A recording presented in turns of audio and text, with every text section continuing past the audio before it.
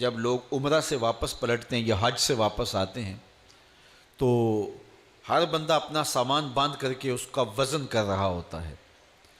کیوں وزن کر رہے ہو؟ جی ایئرپورٹ پہ پریشانی نہ ہو جائے. جتنا وزن انہوں نے بتایا ہے کہیں اس سے زیادہ نہ ہو جائے اور وہاں مسئلہ نہ بن جائے. تو پہلے ہی اپنا وزن کر لیتے ہیں کہ وہاں پریشانی نہ ہو. اور اگر وہاں پریشانی ہو بھی جائے تو اس کے کئی حل بھی موجود ہیں. لیکن پھر بھی ہم کہتے ہیں کہ معمولی پریشانی سے بھی بچنے کے لیے اپنا وزن پہلے ہی ہوٹل میں وہاں کر لیتے ہیں کہ ایئرپورٹ پہ پریشانی نہ بنے. تو فرمایا گیا حاسبو قبل ان تحاسبو، دنیا میں ہی اپنا حساب لگا لو، اپنا وزن کر لو، کہیں ایسا نہ ہو قبر میں پریشانی نہ بن جائے، کہیں ایسا نہ ہو کہ حشر میں پریشانی نہ بن جائے، میزان پہ جب عمل تلنے لگے تو پریشانی نہ بن جائے. اس لیے اپنے اعمال کو دیکھ لو، تمہیں اچھی طرح معلوم ہے کہ تم کس جگہ پہ کھڑے ہو.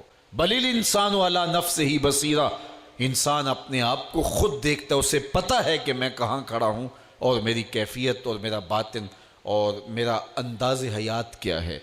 تو اس لیے ہمیں اپنی اس مختصر زندگی کا جائزہ لگانا ہوگا. ابھی 15 دن رمضان المبارک کے گزرے تو ہم دیکھیں ان ایام کے اندر ہم نے اپنا وقت کیسے گزارا. آدھا سفر یہ ماہ نور کر گیا، ہم جہاں تھے وہیں کھڑے ہیں یا ہم اپنی باطنی کیفیت کو بہتر محسوس کر رہے ہیں. جس کے 2 دن برابر گزرے وہ ہلاکت میں ہے. گزرنے والے دن سے آنے والا دن بہتر ہونا چاہیے. اور اگر کسی شخص کا آج کا دن کل سے بدتر تھا تو اس کے پلے تو پھر کچھ ہے ہی نہیں ہے. اس لیے میں اور آپ اپنا محاسبہ کر سکتے ہیں کہ ہم کہاں کھڑے ہیں. تو اب بھی ہمارے پاس موقع موجود ہے، بقیہ 14 دن ہمارے پاس موجود ہے.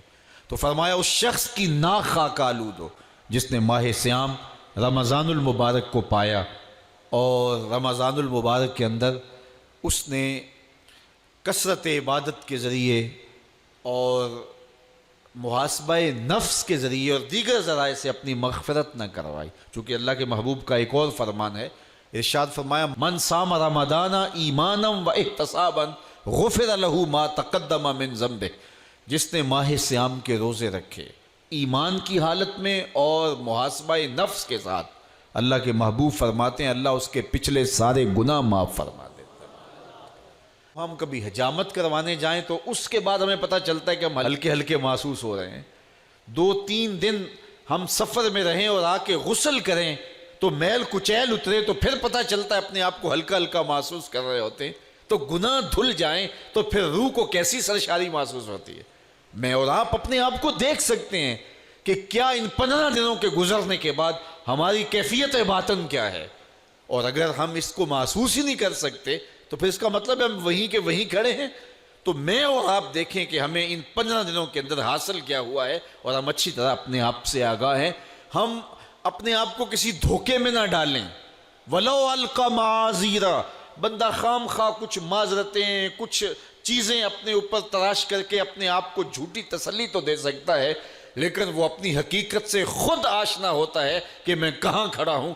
تو آدھا موسم گزر گیا، میں اور آپ دیکھ سکتے ہیں کہ 29 شعبان کو ہم کہاں کھڑے تھے اور اب ہم کہاں کھڑے ہیں. اگر وہیں کے وہیں کھڑے ہیں تو پھر ان 15 دنوں کے اندر ہمارا اندر دھلا نہیں ہے، ہم وہیں کے وہیں کھڑے ہیں. ہم نے روزے رکھے ہیں لیکن محاسبہ نفس کے ساتھ نہیں رکھے.